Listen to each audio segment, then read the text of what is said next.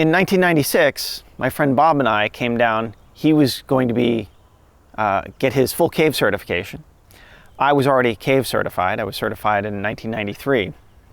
So we came down to Florida for him to get training, and after his training, we had a few days we were going to dive on our own. It so happens on the very last day of our trip, we wanted to go to a place called the Crypt, which is well within Peacock State Park. The beginning of the dive was fine, and we had been given directions by our instructor of exactly how to find the crypt. And the directions were that we would know when we were there, when the room opens up and you'd see a hole in the floor and you drop through that hole, that's the crypt. So we followed those directions into the dive. And when we came to an opening in a relatively large room around where we thought the crypt was, we dropped in thinking, oh, we're now entering the crypt. But then saw another hole in the floor and said, oh, maybe that's the crypt. So we dropped further into that hole. And we ended up in this very low-level bedding area that was only maybe 2 or 3 feet high. And I had stopped for a moment to tie off my camera because I could see it was going to be tight going in. And Bob, who had gone ahead of me, when I dropped further into the hole after the delay of tying off my camera, he had completely disappeared. I could not see his light anywhere. I could see I was in a very low ceilinged cavern area with large boulders around that would have to be navigated. And I noticed there was another line. The line had switched and was turned off at that point. He was not on the line that I was on anywhere in the room. And so I stopped because I didn't know if he knew that there were 2 different lines. And it was very spooky to see his light disappear quite so quickly.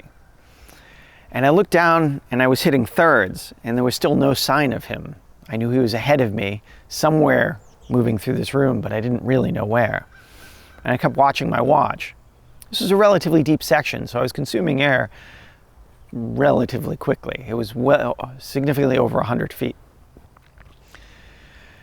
After a few minutes, my air started getting down to the point where I was almost at halves and starting to be very concerned because there was still no indication of Bob coming from any direction. And it was just about the time that I was hitting my true, absolutely must turn point that I could see a light off on the far side of the cave area. And a big cloud of silt started coming towards me. And it was Bob, and because he was such a big guy, he was kind of really having trouble navigating through the low ceilinged room. And by the time he reached me, the entire place had silted out. You could see nothing. He did not have a line in hand, and I reached through the silt, and I remember grabbing his hand, and his hand dwarfing my own. And I led him back to the main line and up and through the hole. And now we were both very dangerously low on air, and we still had a lot of deco ahead of us. As we made our way back through towards the Orange Grove exit, with several up and down areas, and I remember coming to one sort of horseshoe-shaped part of the tunnel where I couldn't equalize either, I think partly due to the stress of the situation. And so I had to force my way from about 40 feet down to 60 feet, and then somewhere back up into 30 or 40 to continue through. And I ended up significantly hurting my eardrum from that particular problem. We did make it out to the other end of the cave. I remember the beauty of seeing the cave entrance as we were running critically low on gas and reaching our stage bottles.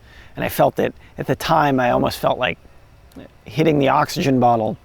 I could almost feel it going through me and helping me off gas. It was just an extraordinary moment. And then as we continued to decompress, Bob pulled out a slate and said, that was fun, somewhat facetiously.